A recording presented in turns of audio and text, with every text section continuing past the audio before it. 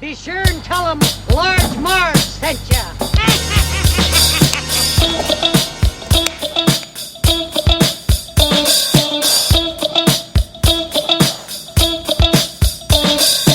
In the 90s, we were just teeny tykes. We went to movies and our bikes. We wanted to be DJs, but we were just teeny gals. So we went off to college and we remained best pals.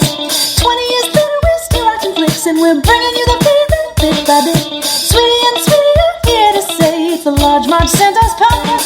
Hey.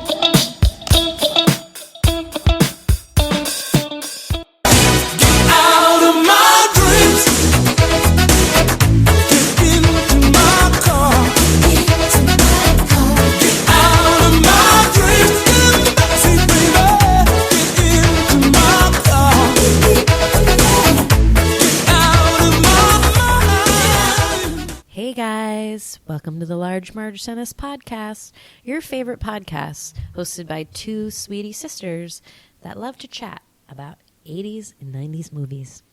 I'm one of your hosts, Sweetie. And I'm your other host, Sweetie.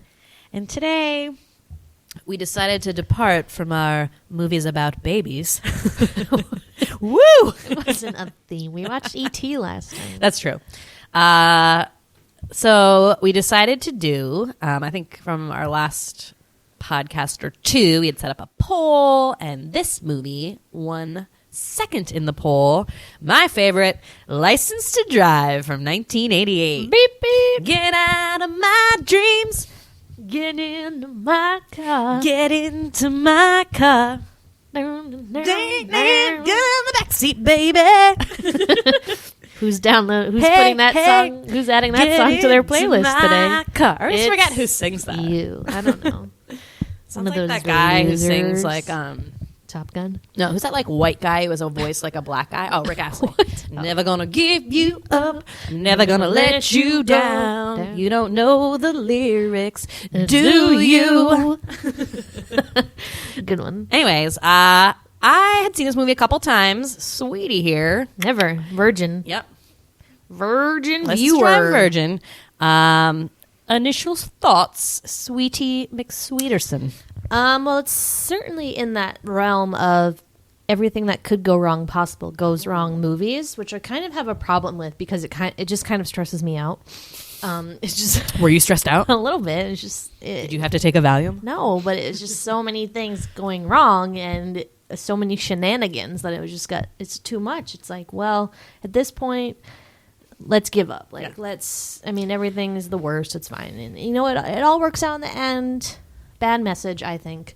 But interesting movie. Bad message. Funny. Why is the message bad? Because it's basically like, you can steal your grandpa's car without a license and totally trash it, and everything's fine. Yeah. You can get the girl in the end and drive off in her car, which you'll presumably trash that too. That's what the 80s were about. I know. Like making recklessness. Right. Recklessness, making a muck up of everything, and then still #winning at the end. And then being like, date rape's fine. So is drunk driving. It's weird. It was a weird time. Yeah, it was, and this movie proves it. Yeah, so I'd seen this movie, like, I just remember watching it as a kid and it just being like, ooh, license driving. And this movie makes having your license like the coolest thing ever, which it is when you're that old. Like, I remember a time when I used to drive. And how great that was when the day you like first got your license and you're like, fucking freedom. Yep. Like, my parents don't have to drive me anymore. It's kind of mind blowing when you think about it. Yeah. It is great. The only thing I remember from this movie, like before we really watched it, was the scene that sticks with me is the mom is pregnant in the beginning. They're like eating dinner and she like puts an entire plate filled with mashed potatoes and squirts ketchup all over it. God, that stuck with me. So gross. Isn't that a thing people do though? No. I mean, it's like French fries. Yeah. So it's no big thing. But did you guys remember that scene? Because I did. It like creeps me. Who are you talking to? Oh, the listeners. I also said the viewers. Yeah, I know you do always say the viewers. The viewers. It's very funny. The viewers. Okay, but let's not dilly Well, dally. you want to talk about who's in it? Oh, like shit, yeah. when it was made? Stop. I said 1988. Okay. This is a Corey and Corey film. Uh-oh. Maybe explain a little bit about the Okay. Coreys. Oh, I'm explaining? Yeah, okay. you might know more than me. Not really. Corey Feldman and Corey, you said Haim? It's Ham. It's Haim. Haim. I always say Ham. H-A-I-M. I just like Ham. Okay, I'm sorry. Corey and Corey were best buds, film buddies. They were in a lot of movies together in the 80s. Tragically, Corey Haim died of an overdose. Yeah, in like I don't think it was suicide. It was a couple years ago. Oh, it was more recent. Yeah. Why did I think it was? Yeah, because remember they did that VH1 show? It was like Corey and Corey or something. Oh yeah, and he like looked real bad. I mean, yeah. he had like So classic tale of the teen or the child actors having a hard time of it. Turns out later they were both probably sexually molested by people on a movie set. So awful. And but they were in several favorite 80s movies. This is our first film with Corey Haim that we've done. I think Lucas is the big one he's remembered for. Really? Lost Boys they did together is my favorite. Yeah. But I think there's a couple other ones. So they're both in this. They were both around 18, 19 when they made it. It's also starring Heather Graham, this was her first real movie. She had another role previous to this, but she was uncredited in, so I don't count that. But she was about a year younger than they were. And then the dad from Mr. Boogedy and my girl. Veda Sultan Fuss's uncle. Yeah, Veda Sultan Fuss's uncle. What's his name? Richard. Dang it. Yeah, Nazar? Yeah, that sounds right. Yeah, he's I think he's my favorite movie dad. Me I think too. I decided that. He also like looks like our dad and like sort of acts like him. And he's funny and he's nice unless he gets mad. But yeah, he's just a good dad. He's like a kook. But him and Rick Moranis, my top picks for dads. Yeah, we should make like a awards, like best movie dad. Movie dad award. And present it to Richard goes to Richard Nazar. Yay. I hope that's his name. Yeah. Sorry if it's not. We'll figure it out. Anyways, yes. And starring Carol Kane as the pregnant mother who eats the mashed potatoes with the ketchup. So, that's the flick. Anything else we usually talk about before we talk about the movie? I can't remember. It's been so long. Not really. It's been Richard like a week. Nazar, you said that? Yeah. I won. Masur. I was thinking I Z. thought it was a Z. Yeah. No. Okay. No, I think we should just get into the crazy synopsis. Okay. So here we go. It's the vroom vroom sweetie synopsis. Yeah. Sweeties. Les Anderson. Time out. What is that Les short for? I don't know. Leslie? If it's Lester, I'm going to flip out. Is his name Lester? Yeah, I thought maybe it's Leslie, like Leslie Nielsen. Is that cool? Yeah, and you're like, that's a girl's name, so he goes by Les. Yeah, okay. Or lesbian. Lesbian Lester, Anderson. Leslie, Limon. Lee. No. Arliss. That's wrong. I don't know. We'll look it up. Okay. We'll Google that later. Les Anderson has just turned 16, I guess. I'll just state this out front that I'm not familiar with the California driving rules in 1988. They seem a little shoddy to me. So I'm just going to preface this synopsis with that. So he might be 16. He could be 15. I don't know. At some point, Corey Feldman says, if you fail the driver's test, you can't take it for 2 more years. And then later, Corey Haim's like, oh, I thought if I failed, I could take it on Monday and no one would know. And we were like, what happened to the 2 years bullshit? So I'm not sure. Very confused about that. Anyways, so Les is about to get his license. He's very excited about it. Obviously, getting your license is a big dose of freedom. He has a twin sister who's smart and dating some like communist Russian guy who's actually like Middle Eastern. Yeah, that's like, I got that. I'm not sure. His name is Carl, not to be confused with Karl Marx, but I'm sure that's why they named him that.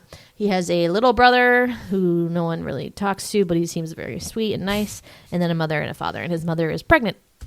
So, let's see. How to start this? Well, let's just skip ahead. Just go to the driver's test. Yeah, so he goes to take his driver's test, which is on these old 80s computers. He gets the first question right. He's like, all right, rocking it.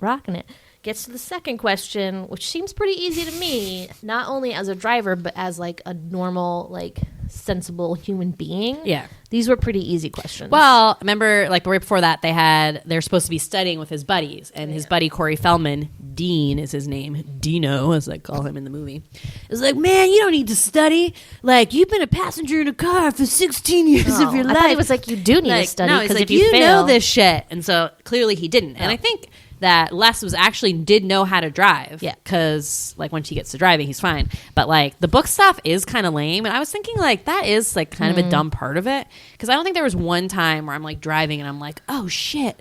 Like, this was totally in the driver's ed manual and I forgot about it. Oh, shit, I needed to know that the stop sign was an octagon and not a hexagon. Like, we were talking about our own driving test experience and, like, what's one thing you remembered from, like, a driver's ed book kind of thing? Sweetie, what was yours? Mine was, what does a flashing red light, like, four-way, like, flashing red light mean or whatever? Or what do you do when, like, the stoplight is out and it's, like, flashing? Right. So it's a four-way stop. Yeah. Is what it is. I remember that. That's helpful. That's useful. Yeah, that's useful. Mine was not useful. Only one I remember is wet leaves. See wet leaves on the ground, slow down to 30 miles an hour. That's useful. There's a lot of wet leaves in the fall on the back roads of Cape Cod. I know. Just saying. But I never slowed down to 30 miles an hour. Good. Well, you didn't crash, so great. Wet leaves. But I remember, too, like that test was scary because you could only get a certain amount wrong. Yeah. So Les starts getting all of these ones wrong. So it's like incorrect. And he's getting stupid shit wrong. Like a bicycle is blah, blah, blah. It was like bicycles are going against the traffic, should operate under like the same rules as a car. Share the road. Yeah, share the road. Or have the right of way. And he put like A. Yeah. I don't know. It's just and that's wrong because that's pedestrians. Even though bicyclists might go against traffic, hate those people. But no, like, and then like even more stupider ones he got wrong. And I think he panicked and he was just pressing things wrong. Yeah. So he gets a net message that's like, one more wrong, you fail. Warning, warning. And of course he gets that one wrong and he like hits the computer and everybody's computer goes out and they're failed. Just side note, his twin sister had already passed and left like 10 hours ago, so she won. She aced it. So this old lady comes over and is like, you can thank your sister because you're twins. We've decided that even though your test results we don't have, we decided to pass you because your twin sister passed with flying colors. So random. I was like, what does that have to do with anything? Right? I was like, does she know how twins work? Yeah. Like, you're not the most bizarre person. Rationale in the world. You just look the same. Yeah. But did speed the plot along as he now has to do his driver's test. So now he gets to do the road test. So the road test, which is always scary for everybody. I know ours, luckily in Eastham, Massachusetts.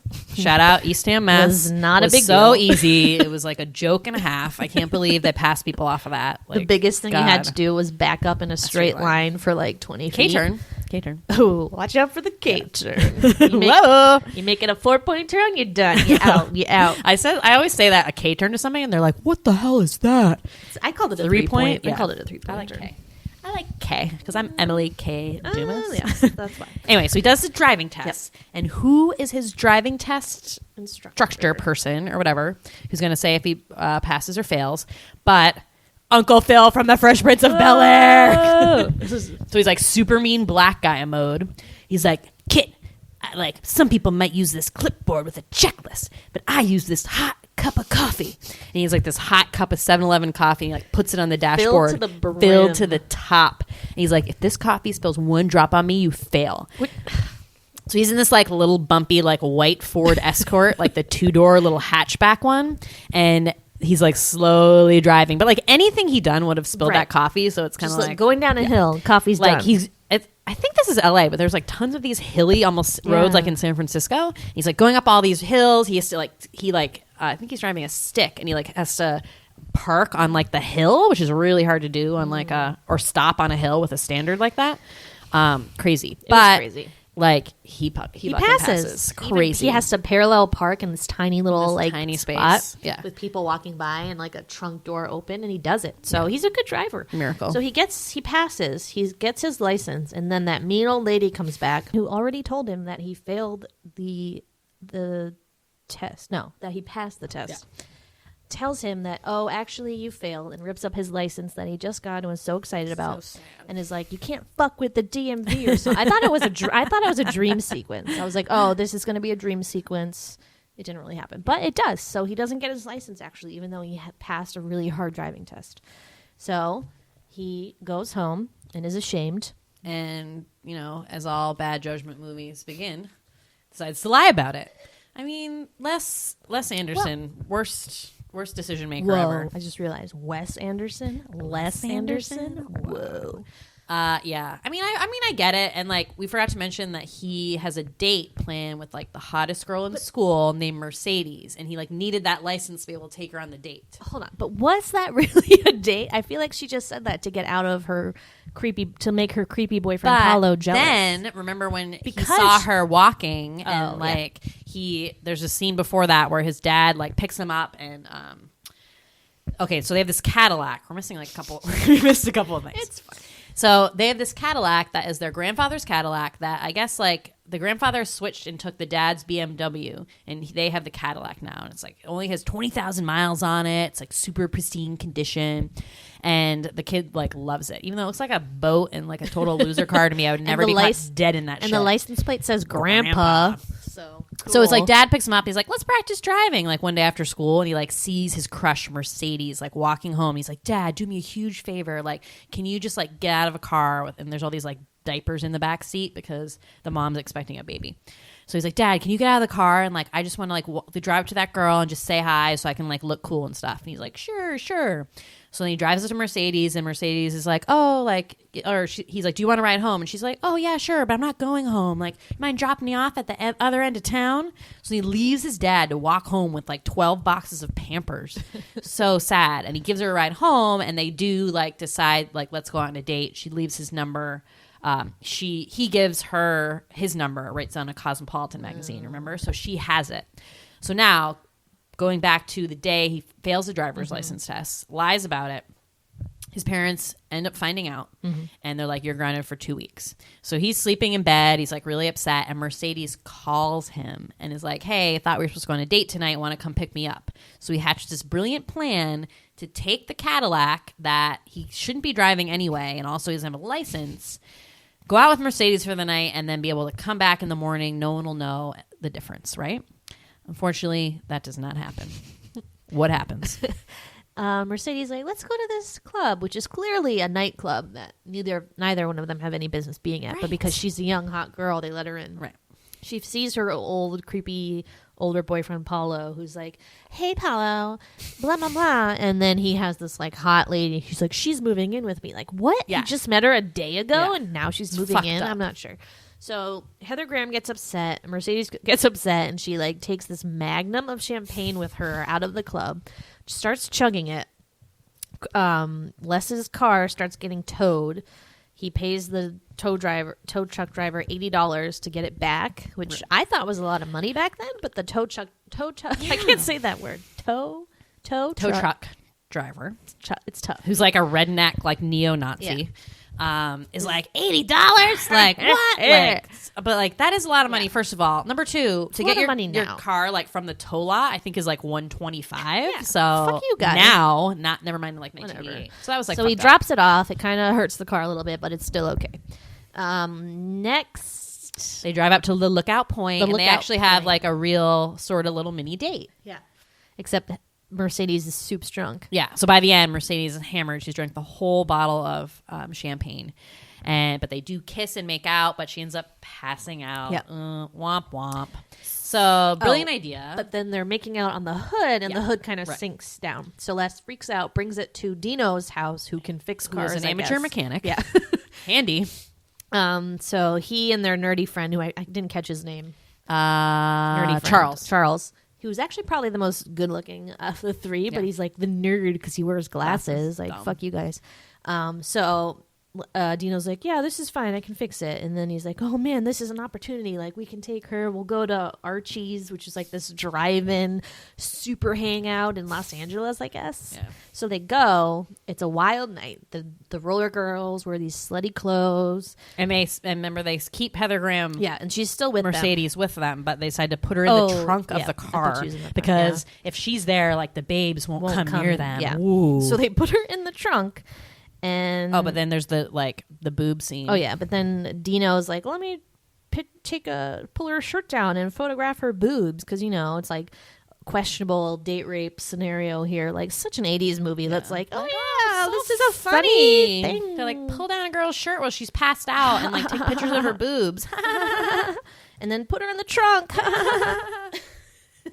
So they do that. They get into a tussle with some ruffians. So they scratch their car. They speed away, And then next they go. They like there's a drunk driving. There's like, a drunk whatever that's driving called. checkpoint.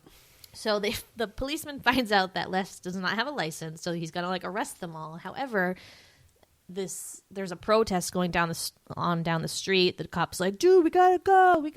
Which So- coincidentally his sister is yeah. at. So all the cops leave, including the cop that was about to arrest this really drunk man.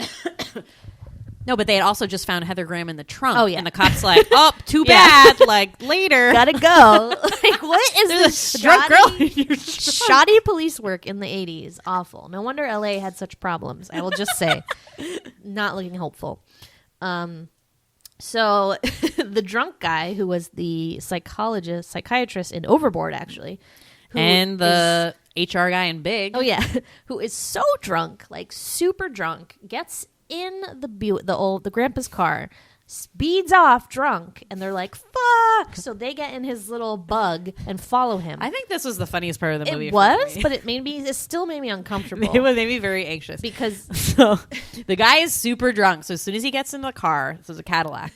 At this point, the Cadillac like has one scratch on it. It's totally fine. Nothing else is wrong with it.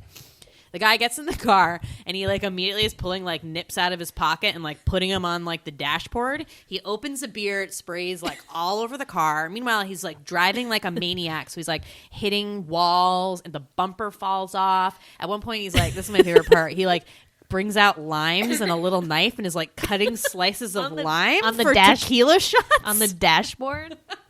So He great. vomits in it. So he totally trashes the car, and this is the part I stepped away for a moment, so I missed it. But I guess Les like does a stuntman and like Yeah. So like, so they're behind the car, and the drunk guy is finally driving in a straight line, and they're like, "Wow, did he sober up?" Question mark. Like it was like 2 seconds ago he was driving erratically. So they drive up to the car, and he's asleep at the wheel, and they're on this bridge, and the road is ending. So Les has to climb out of the car, lets the two kids who he's riding with, Dean and Charles, take the wheel and the gas pedal, and he goes out and like straddles between the two cars and like gets into the other car and is able to stop it before it goes like off the road. Yeah. Wow. Wild. And they're like, whew. Yep. So basically, like, save the car, but it is now totaled. Yeah, like, it's pretty much totaled. it's Still real drivable. mess. Drivable, but So he drops off his friend. They drop off Heather Graham. and she's like, sorry, I Yeah. was so sleepy last night. Is that what you call it? Yeah, not sure. So he gets back he brings the car back to the garage. As he's putting it into the garage, his mom has gone into labor, and his parents are coming down the stairs, and his dad's like, "Why is the garage open?" And then he sees the car, and he's like, "What the hell is going on here, Les?" Who has crouched down so they won't see him. He like berates him, is like, "You're grounded forever," like all these things, like you don't get a room in the house. And he was very mad. But then they realize that mom is in labor, so Les has to drive them to the hospital. He does some pretty crazy driving maneuvers to get them there. And they get to the hospital. The mom is inside.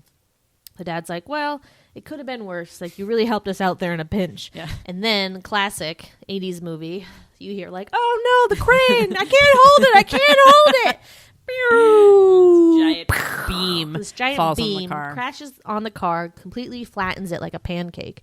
They're like, oh, nuts. But at least the babies are healthy. Yeah. So the mom has twins again, which again, I think the person who made this movie needs to like take a lesson about how twins work. Like, I'm pretty sure you can't have twins and then another set of twins. But if you're like if you can have one set of twin, you're more likely to have another, though, right? no, because I thought it skipped a generation. No, I think that's very rare. that's like in you to like have them if you can have them once. I think it's like we're not. Well, okay. yeah. I mean, We'll look it's into super it. rare, Yeah, but I don't think very it, like, rare. doesn't We'll look not into happen. it. Twins again. Anyways, so finally the grandpa comes home and he's like, "Where's my car?" And they're like, "Oh, we'll show you." So they open the garage and the grandfather just starts laughing. He's like, "Oh, you know what? I had some trouble with your car too." And then this tow truck, I said it right, pulled up and brings the dad's BMW, which is also flattened to a pancake. Yeah. So now they're both. So that's the big joke. Like, it turns out it didn't both our matter cars are anyways. ruined. And then the dad's like, "Oh, you always wanted a BMW, son. Like, here's the keys." He's like, "Don't worry, Dad. I got my own. I got a different car." And then Mercedes pulls up with her little like VW convertible? It looked like a cat. Is it the same car that is in all these 80s movies Yeah, that the girls have? Yes, that's what Like a cabrio or whatever. White convertible. He jumps in, speeds away. Yeah, and then he's that's like, I when- got a Mercedes now, Ooh. and like now they're dating, Yeah. I guess. And then like, the song comes on. Get out of my dreams. get into my car. How many times can we sing it? Get out of my, get in the backseat, I think baby. one line of the song is fine. I just like the backseat part. Why would you get in the backseat? And then I like that part. Oh, goes, to start having the part sex. that goes, hey, hey, you, get into my car. Okay. Yep. Cool. Yeah. It's a good song. But that's the movie. So many shenanigans. Pretty crazy. It's Hard to do it is funny. Those plots yeah. of the shenanigans Yeah, happening. the shenanigans plots really kill me. too But much. it's pretty funny. It's just very 80s. Just in the fact that like they didn't realize that drunk driving was such a serious problem, and that like taking advantage of a girl when she's drunk and passed out is a problem. Just it's sad that we didn't know these things back then. So just casual like Yeah. blatantness, uncomfortable of things that are serious always Pretty gets me. typical. But I mean, still enjoyable. I thought it felt a little long. It took a Yeah. while for him to get to the point where he took the car. Yeah. It felt like there was a lot of build up. So, And but- I thought more stuff happened. Like, I remembered when I was watching this when I was little, like, I thought, like, more things happened to the car. There was, like, more instances. But I guess there really wasn't. all just happens when that drunk guy takes it. I know. That was, like, the one destruction. but really was the funniest part. Yeah. It's kind of like a Ferris Bueller's thing. yeah. Like, oh, like how much worse can it get? And then the car like explodes, basically, like goes, crashes. Yeah, and, it is very, like, Ferris Yeah. Bueller-esque. like night on the town with my My guys. friend, woo! So I mean, like a few questions right off the bat. Like number one, was LA such a happening party town? Like I think that 80s movies in general really gave you an unrealistic expectation for parties, because parties seemed so cool in all of these 80s movies, Yeah. right? Well, are they all in California though? Are all the places? Well, No, but you're right. Well, I'm also, and I wrote down like, Well, I guess just 80s 80s parties. movies. What Yeah. the fuck? Yeah. So like this one, some girl has like a birthday party, and it's this like giant thing where everyone in the school is invited, because it's like there's a bunch of dorks, and they're kind of like dorks, right? But then there's cool people there, and they all seem like adult parties, but there's kids there. And they're only drinking punch. Yeah. And like, remember like the Can't Buy Me Love parties? It was Same like, thing. are you 32 or like 16? Like, Yeah, what it was is weird. going on with these parties? It's weird. Yeah. I don't know why. Like, it was that how? I mean, all my parties were in people's like basements. when their parents were upstairs, like Sleeping. around a ping Yeah. pong table, or like in like someone's like backyard, or I don't know. Like, I mean, I had a couple not cool glamorous. ragers, but I mean, that was when my Wasn't, parents like, were. It seemed like glamorous the with parents punch were bowls probably and shit. there if it was her birthday and there was punch. I don't yeah. know. It just seemed. I mean, I guess everybody's rich, so the parties are cool. Is that it? I'm still Is it unsure about money? this Archie's place, which wasn't a bar or anything, but there seemed to be so many young people at this place, and it must have been like 2 a.m. I don't know. It seemed very late. Well, I just So- think that is like not a fun idea now. Like, because what is that idea now? The restaurant Sonic. Sonic. Like, that's pretty cool. Just as like such a like, I guess I mean it's like a 50s throwback, right? Like people on roller skates delivering Yeah. your food. Like all these girls are like dancing and like has milkshakes in their hand. You're like, best night ever, dancing to songs and drinking this milkshake. Oh boy. with my milkshake. Yeah, it's so weird. And like everyone's there, and like the punk guys who you think would be at like a punk club, or like, I mean, I guess everyone needs to eat some burgers, but apparently it's in the middle of nowhere. Yeah. It didn't make a lot of Fuck sense. Archie's. It didn't make a lot of sense to me. But I wonder if after this movie is when they imposed all these strict driving laws. Like, because when I got my license, suddenly they created all these laws that were like, you can't drive with anybody under the age of 18, was it? Yeah. Once you get your license, for 6 months, you can only drive with people that are 18 and older, which was a way to impose, to like get you not to drive around with Corey Feldman causing shenanigans, I guess, late at night with your friends. Also, you couldn't drive past midnight. So there were all these rules, and I'm sure that was just a Massachusetts thing, but I mean, this movie certainly is like, well, now I understand those laws. Well, it was supposed to be like you need to concentrate your first 6 months of having your license, and if you have kids in the car, it'll be a distraction. So there's all this uptick of accidents with kids their first 6 months of driving, and they thought that would help. But they're still gonna have to drive in the car with you eventually. So shouldn't you like figure out how to like Yeah, I don't know that 6 deal with months that is enough time. distraction? I guess. Yeah. Like I don't know. I thought it was the dumbest law. weird. Nobody really followed it. I mean, I guess Sweetie did because she got busted one time. Yeah, but nothing happened. Again, like typical 80s movie, I got busted with like a friend in the car and it was like 2:00 in the morning. And I thought I was going to get like arrested / lose my license for like years. Nothing ever happened with that. And I was like, did it like fly out the window? The like thing he wrote down? I still don't know. No, you just got a warning. Maybe if you had No, gotten it was more. a ticket. I had Oh, to it pay was? the ticket, but nothing. He was like, "We'll probably get a summons to court," and like nothing ever happened. So I have still to this day, cop, if you're out there that pulled me over that night, what happened, man? What happened? But yeah, so, Criminal. I'm such a criminal. I've been a bad, bad girl. I've been. It was like a line violation. Like fuck you. Who follows the lines? Have you ever followed a old person driving? Do they obey the lines? No. That made me so mad. It was just an excuse because I was wearing a hat sideways because I thought it would be funny, and it targeted me. He targeted me because I had a hat on It's okay. sideways. You're an excellent driver. Yeah. Well, I did get in an accident, so still remains to be seen. It's okay. Anyways, so what do you got? I have.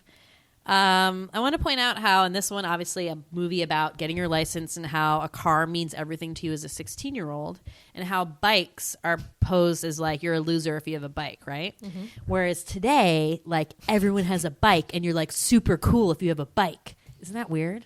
Yeah, I guess. But, I mean, it's a different thing where, like, you choose to have a I know. bicycle because the city is crazy and expensive to And own a driving, car good for the in. environment. Yes. But like how that has like kind I of know. switched a little bit, I think it's pretty You just- fun. the lesson is you never know what the trend is going to be, so Yeah.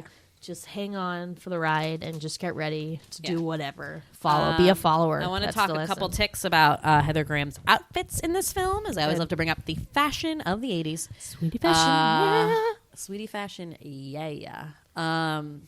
Sweet 80s ensembles in this. Heather Graham is like a fucking stick figure with these giant boobs. She always has been, that little slut.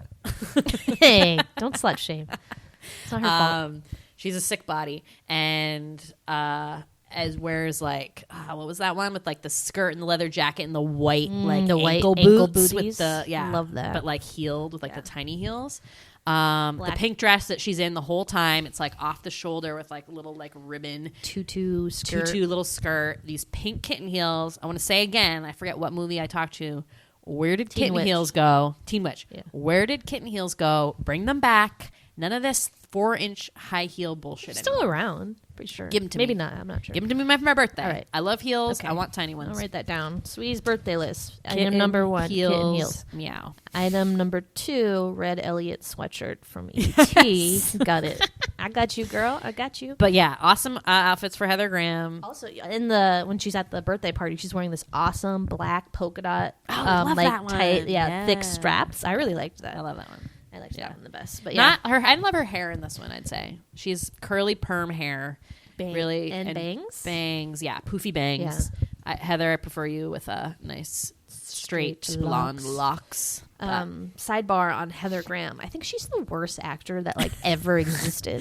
She's okay in this, but Yeah, once she's she pretty got older, I just remember her like cringeworthy performance in Austin Powers too. But wasn't it supposed to be like that? Wasn't that like the joke? She's a bad actress. And then remember when she was in Sex and the City for like a hot second? Also terrible acting. Oh, yeah. Boogie Nights, terrible. I also read in her trivia profile that her parents have not spoken to her since she did Boogie Nights, which was in like 1997. That movie scarred me. Oh my god, when she beats the guy with the roller skate. Well, yeah, and she like, where are we gonna have sex? And she like takes off and she like leaves her roller skates on to have sex with people, like crazy. No, she was roller girl. Yeah, no, she was good in that though.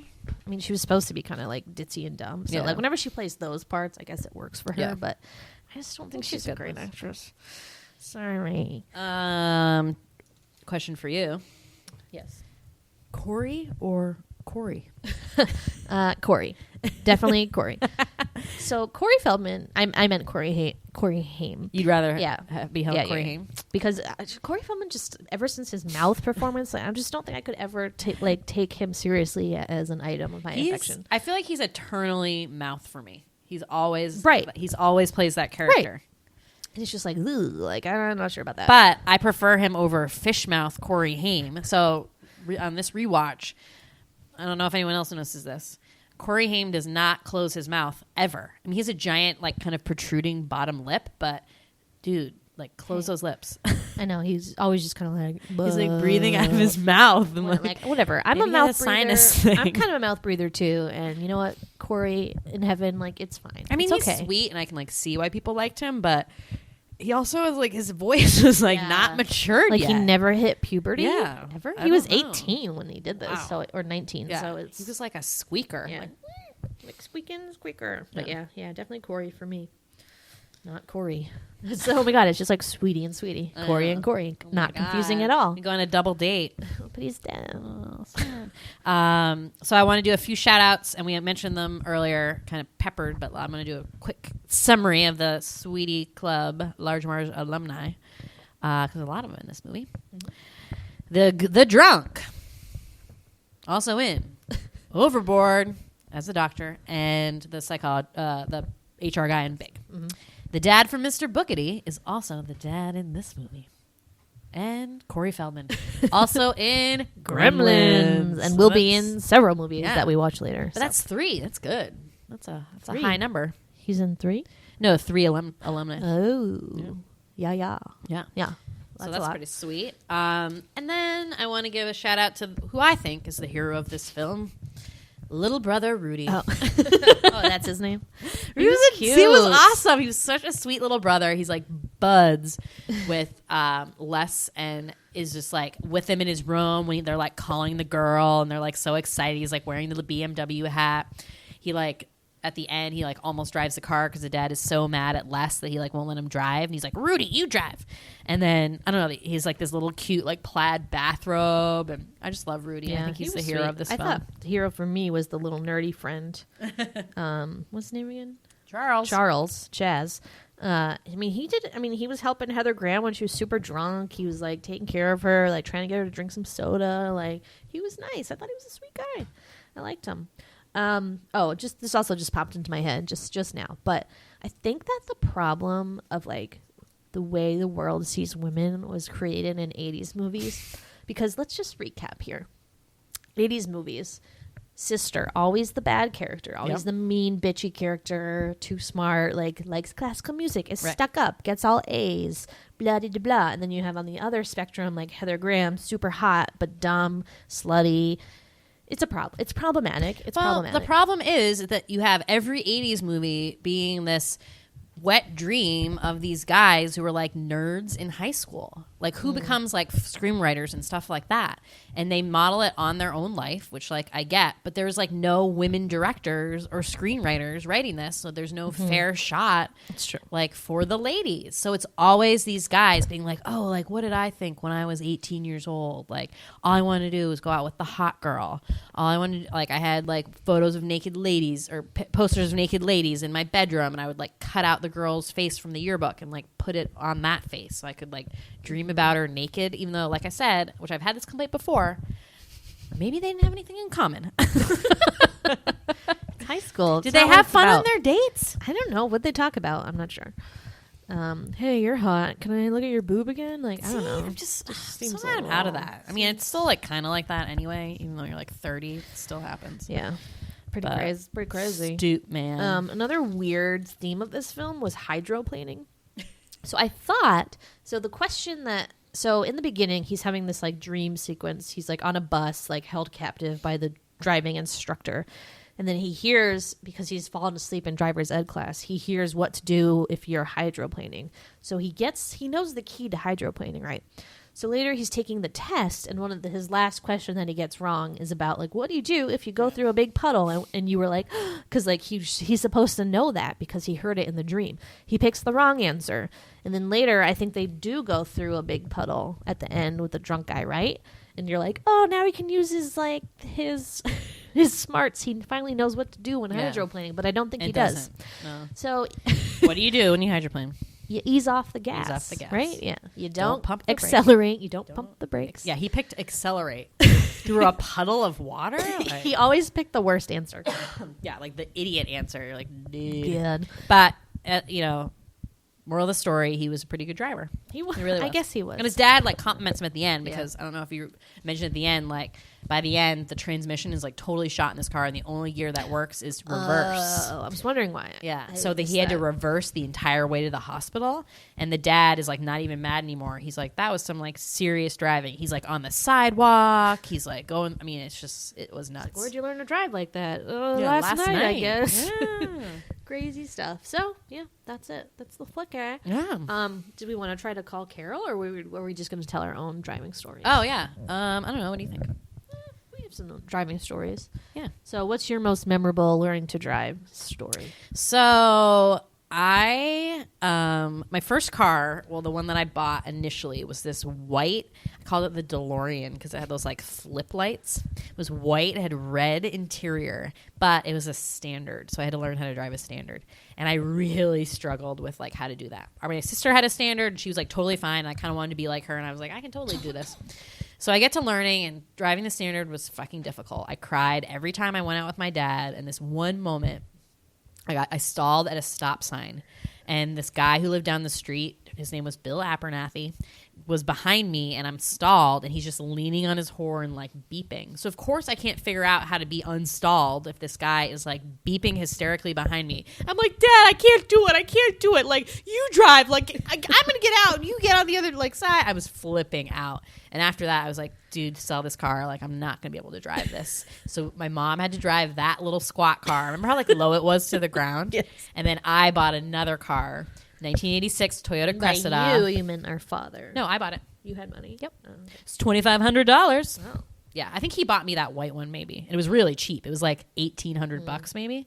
But yeah, I bought the second one and it was fucking sick car. And I By sick, we mean 1986 Toyota Cressida. I know, I just said.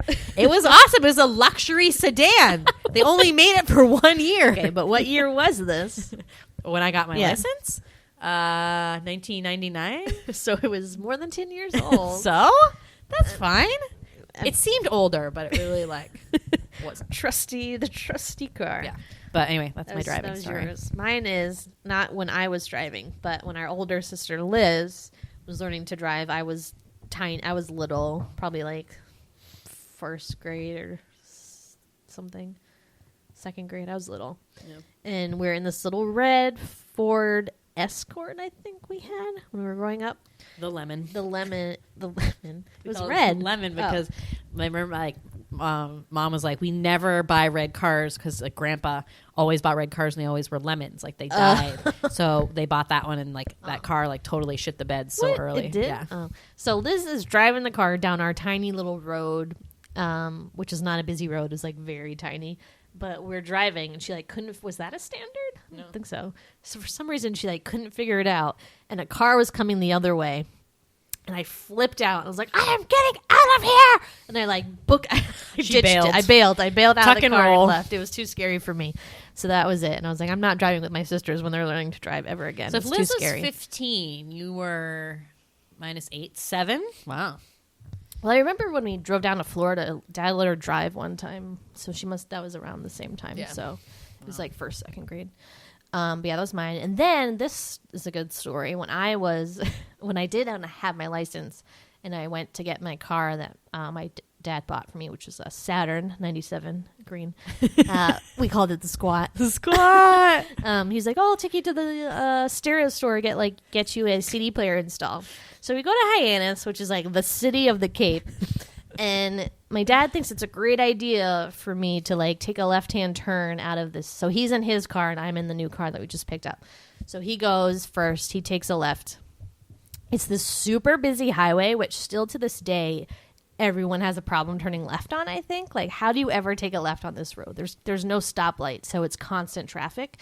So here I am. I've just had my license for like a week, and I'm like, "Oh, gotta take a left now." I was like, "Okay, all right, here we go." And there's just like car. And I'm like, fuck. And then I just can't do it. And I'm literally sitting in that car for like 15 minutes. Remember, people are going Cars around are you. passing me, going around me in the parking lot because I'm not going anywhere. They're like, "Fuck this guy," and they like go around me. My dad has been at the stereo store for like 15 minutes. He's like, "Where is she?" He gets out on foot comes to find me, and then it's like, what the hell's happening? And I was like, I can't do it. And he's like, move over. So he gets in the car and does it and makes the left for me. He's like, it's called the Cape Crawl. Like, you go out a little bit and the guy has to stop to let you go. Oh God, I miss Dad so much. So that's my favorite story. So stick your nose out. Stick your nose out. who cares if they hit you? Like, they gotta stop. Oh man, good times. That was my story. Good one. Yeah. I like that story. I love driving. Yeah, we both don't Yeah. have cars, so we really drive like once or twice a year, and it's like we're at 16 again. We're like, woo, open road, put on the tunes, yeah. That's it. Picking up girls and going to parties. Going to Archie's. Going to I Archie's. need a milkshake. Yeah. But yes, so I guess that's all. Yeah. That's all I have to say about that. Yeah, it's a good solid flick. I think it's a good one for a Saturday morning, like eating your brunch, Drinking a bottle of champagne, drinking a bottle of champs. eating eggs, eating pad thai, Yeah. eating a burger, eating Indian food. We ate a lot of food today. It's a foodie kind of Let's day. just, you know what? I had to get rid of the leftovers. Yeah. You got to do it somehow. It's fine. Anyways. But yeah, so I hope you've enjoyed this episode, and I hope you enjoyed our brand new theme song that played at the beginning. Thank you very, very much to our dear friend Deidre Cullen, who has sung and maneuvered the beats. Yep. Did the beats, sung our Um, tunes. We wrote the she's- lyrics.